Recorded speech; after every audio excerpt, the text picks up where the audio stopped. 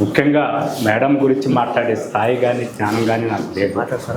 కానీ మేడంతో నాకు 1996లో ఒక పరిచయం, ఒక జ్ఞాపకం ఉంది. నేను మామూలుగా షార్ట్ ఫిల్మ్స్ చేస్తుంటాను. సుందర స్వప్నం అని ఒక షార్ట్ ఫిల్మ్ చేసి ఆమె ఇంటి దగ్గరనే షూటింగ్ చేశాను. దానికి టైటిల్ సాంగ్ కావాలి మేడం ధైర్యం చేసి అడిగాను. అయ్యా ప్రేమ గురించి నాకేం చేసి నేను ప్రేమ పెళ్ళిలే చేసుకోలేదో కామెంట్ చేశాను. అప్పుడు అరే ప్రేమిక నా జీవిత కథానాయక వినిపించనా విలపించనా నా ప్రేమ గీత అని చెప్పి ఆ దగ్గర ఒక పల్లవి రాయించుకొని సుందర స్వప్నం అనే దానిలో నేను పెట్టుకున్నాను అన్నమాట. మేడంతో నాకున్న జ్ఞాపకం అది.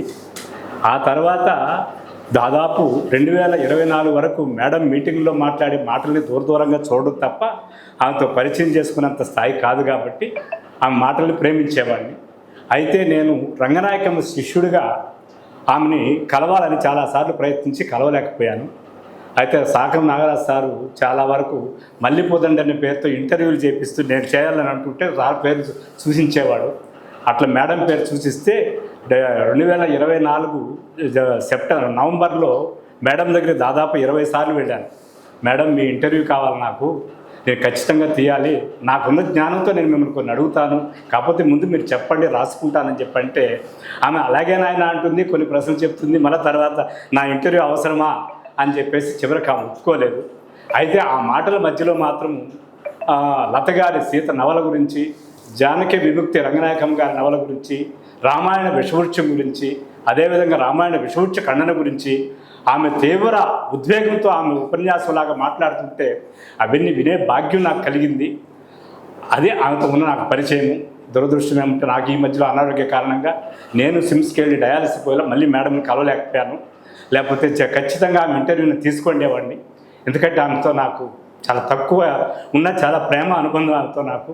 ఎందుకంటే ఆమె దగ్గర ప్రేమ గీతం రాచానని ఒక తృప్తి మిగిలింది నాకు.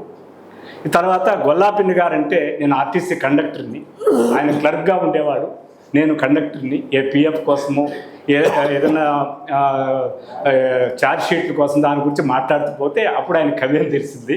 అప్పుడు నేను ప్రవాహం అని యూనివర్సిటీలో శ్రీనివాసమూర్తి అనే ఒక కథను ఉండేవాడు స్టూడెంటు. ఆయన కథను నేను ప్రవాహం అని షార్ట్ ఫిల్మ్ చేస్తూ ఉంటే అప్పుడు ఈయన పిలిపించుకొని దానికి లలిత గీతాలు ఒకటి రాయించుకున్నాను. అదేవిధంగా వీళ్ళ బంధువు పలమనేరులో పీలేరులో నర్తనశాల అని మయూర్నాథ్ పెట్టుకుంటే మన రాసాన్ సార్ చెప్పారు. ఆయన మేము కలిసి కూడా షార్ట్ ఫిల్మ్స్ ఒక 5-6 దాకా చేశాము. అందులో కూడా కొన్ని గీతాలు ఆయన దగ్గర రాయిపించుకున్నాను.